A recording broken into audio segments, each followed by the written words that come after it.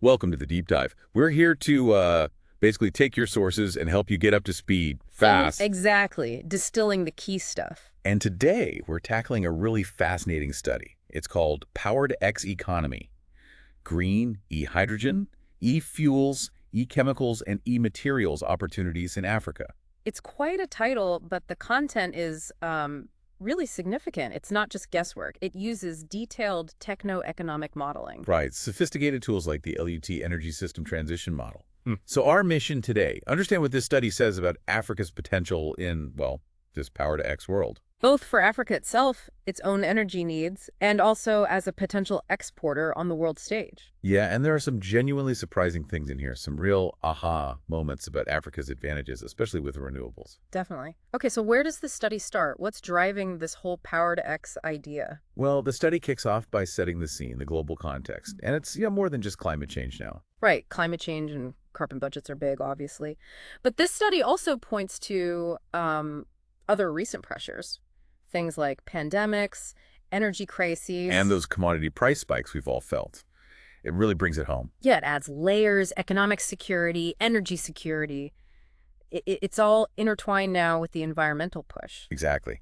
And the study makes it clear that hitting those big goals like net zero emissions, climate neutrality under the Paris Agreement, well, it needs a massive shift. A fundamental change in how we power everything. And here's a key point they make early on. Just switching to renewable electricity directly, while great, isn't enough. No, it's not the whole solution. This study emphasizes that direct electrification is like the first best option and where it works, most efficient. Sure. But for achieving really deep defossilization, especially in those tricky sectors, the hard to abate ones, you need something else. And that's where Power to X comes in. Indirect electrification. Precisely. Think about heavy industries. Cement, aluminium, iron, and steel. Massive energy users. Chemicals, petrochemicals too. And then you've got transport shipping, long-haul trucks, aviation. You can't just plug those into a wall easily. Not yet, anyway. Not at the scale needed. So hard to abate really fits. These need different solutions. And one thing this study highlights, which I found interesting, is how Power to X stacks up against, say, biofuels. Ah, yes. Biofuels have often been part of the conversation.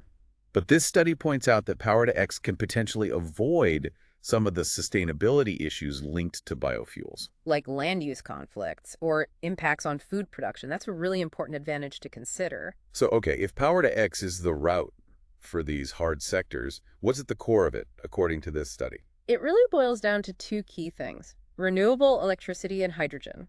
Green hydrogen specifically. Green hydrogen meaning made using renewable power. Exactly. Most Power to X processes, as this study outlines, they start with making e-hydrogen.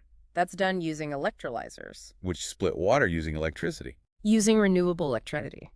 That E in e-hydrogen is crucial. It stands for electricity, signifying it's made via electrolysis, ideally green.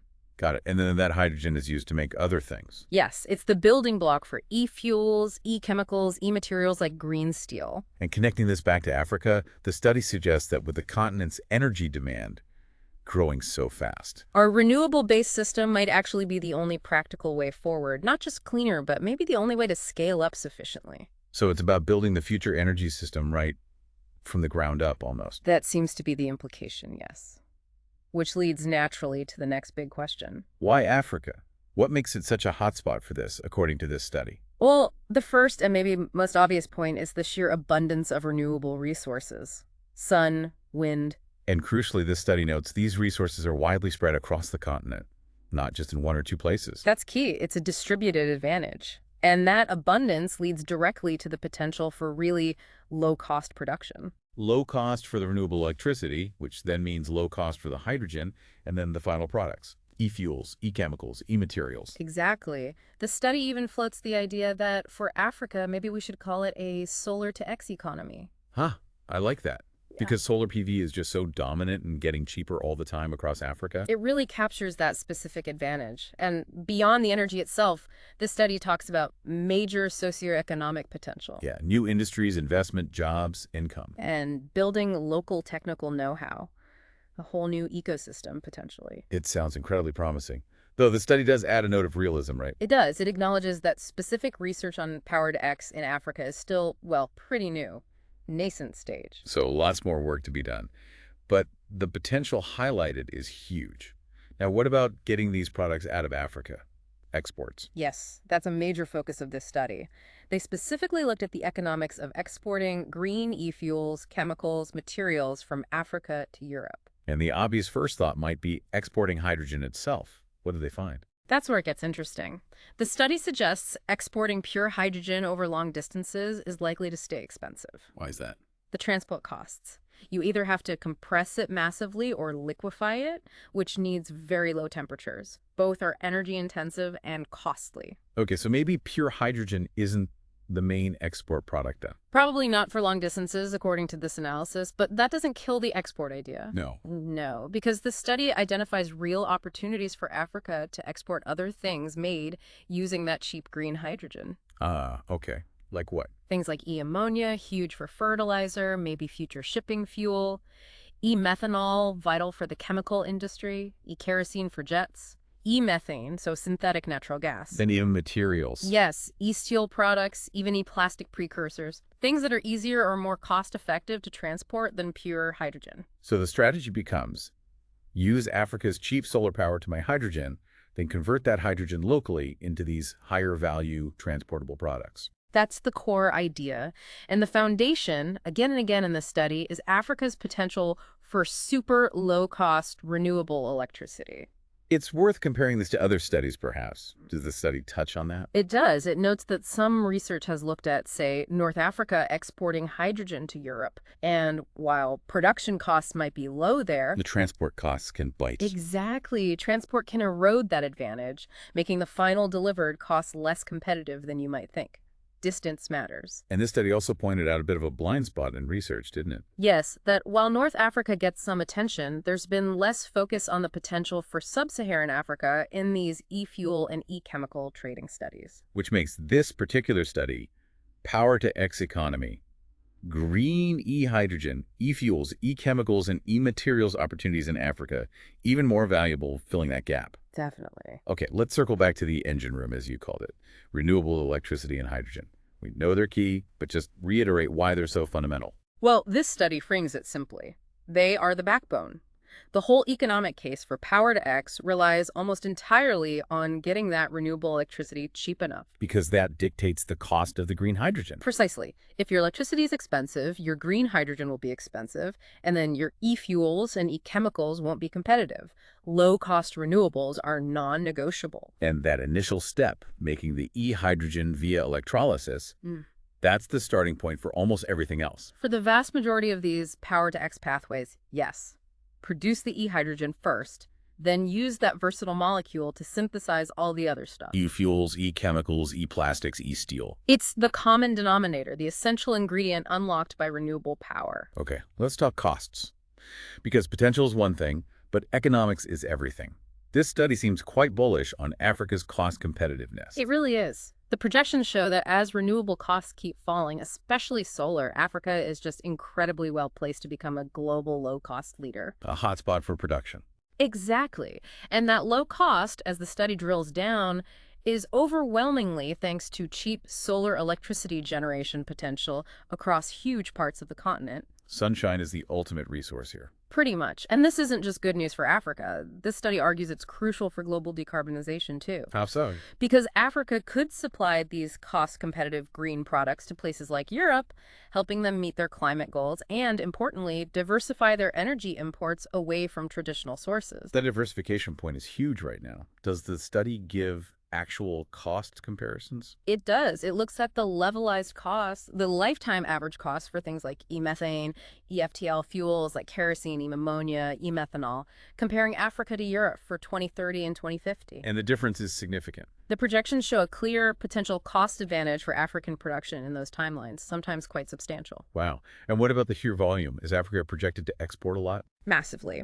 This study forecasts a huge ramp up in exported volumes of e-fuels and e-chemicals from Africa by 2050. We're talking potentially transformative amounts. And are there specific countries highlighted?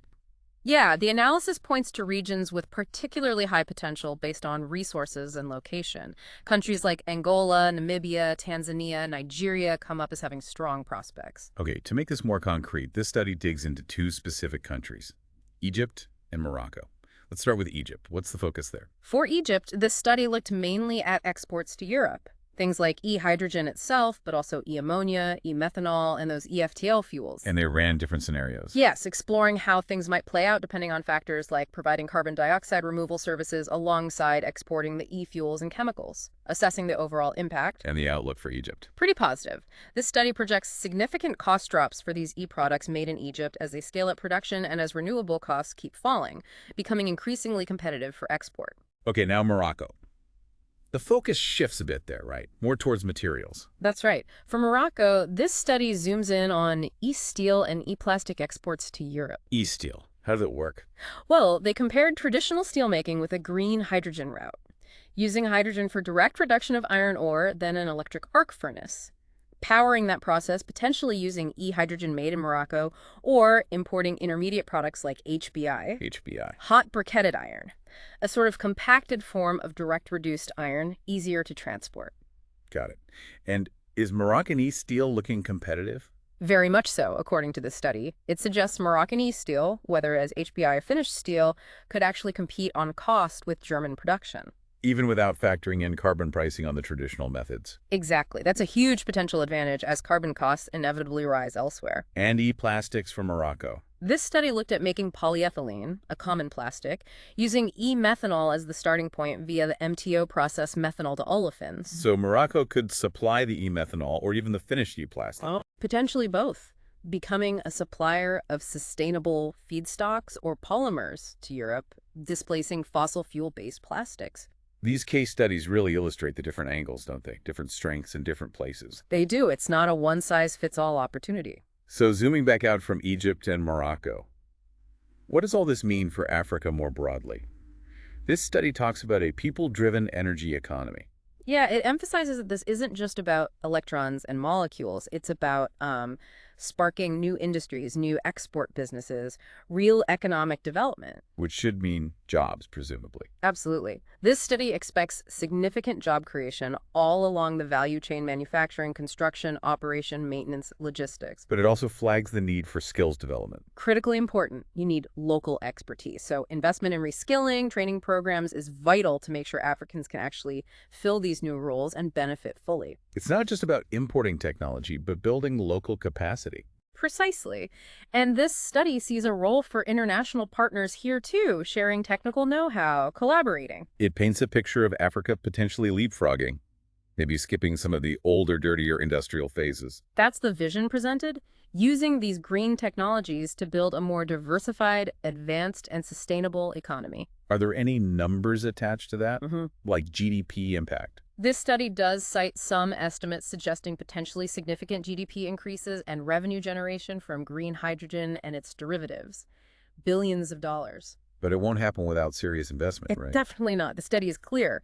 Realizing this needs massive investment in power generation, solar, storage plus electrolyzers, and all the infrastructure for production and transport. It's a huge undertaking. Let's talk about Africa's global role then. This study seems to position the continent quite centrally in the future energy landscape. It really does. Because of those abundant, low-cost renewables, Africa is just optimally located for green hydrogen and all the things you can make from it. So it can be a key partner in global climate efforts, especially for Europe. Exactly. Helping countries with maybe fewer domestic renewable options to still decarbonize by importing these green energy carriers and materials from Africa. And again, while pure hydrogen transport is tricky, the export of e-ammonia, e-methanol, e-fuels, e-steel, e-plastics, that looks viable and cost-effective from Africa to Europe. That's the conclusion the study reaches. Trading these Power-to-X products is key. It helps resource-constrained countries, diversifies energy supplies. Which, as this study points out, has become incredibly relevant with recent geopolitical events, like the war in Ukraine driving the EU to urgently seek alternative energy sources. Absolutely. It adds a whole layer of strategic importance to Africa's potential. It's not just about climate anymore, it's energy security too. And are things actually happening on the ground? Does the study mention real projects? It mentions preliminary plans starting to emerge, citing Namibia as an example. And it touches on that renewed vision for grid interconnection between North Africa and Europe, the sort of evolved desert tech idea, but focused on renewables. So the potential is there, the economics look promising, the global need is clear. But it won't just happen automatically. What about policies? Crucial. This study really hammers home the need for supportive policies across the board. Like all the way along the chain. Yes, from incentivizing renewable production and green hydrogen to building the infrastructure, right through to stimulating demand in the end-use sectors. Policy is needed everywhere. And for African nations themselves, what's the core policy message from this study? That Power-to-X needs to be central to their energy strategies, both for meeting their own needs sustainably and for capturing these huge export opportunities. So things like R&D programs, clear roadmaps, national strategies specifically focused on this. Exactly. Long-term vision and concrete plans. And there was that warning note, too, about not just becoming a raw material supplier. Yes, a really important point. Avoid the trap of just exporting, say, green hydrogen without capturing the value added by turning it into e-fuels or e-chemicals locally. Learn from past experiences, like with crude oil. So policy needs to encourage that value addition within Africa. Definitely. And remember, cost is king. So policies need to focus on driving down the cost of renewable electricity and hydrogen. Which includes tackling financing costs, like the WACC. Absolutely. The weighted average cost of capital can make or break these projects, so policies that help de-risk investments and make low-cost finance available are vital. So it's a complex policy landscape: technology, costs, markets, regulation, finance, infrastructure, timing. It requires a really coordinated, holistic approach to unlock the potential this study described. Right. Well, this has been a fascinating dive into Power-to-X economy, Yeah. green e-hydrogen, e-fuels, e-chemicals, and e-materials opportunities in Africa. It really covers a lot of ground. And the main takeaway seems crystal clear. This study shows Africa has this enormous, largely untapped potential, especially using solar power, the whole solar to X idea. Yeah, becoming a major producer of these green fuels, chemicals, materials for itself and for export. It really reframes in the narrative, doesn't it? Moving beyond just resource-rich to potential leader in sustainable energy products. A massive shift in perspective, yeah. A pathway to a really different kind of economic future. So let's leave you, the listener, with a final thought. Considering everything this study lays out, the immense solar resources, the falling costs, the global need for green alternatives, what do you think are the most vital strategic steps? What should African nations and international partners prioritize right now to make this solar to X opportunity real and crucially ensure the benefits flow widely across the continent? A lot to think about there. Definitely. We really encourage you to check out the source itself, Power-to-X Economy, green e-hydrogen, e-fuels, e-chemicals, and e-materials opportunities in Africa, and consider what it means for energy, for global partnerships, for the future. Thanks for joining us on The Deep Dive.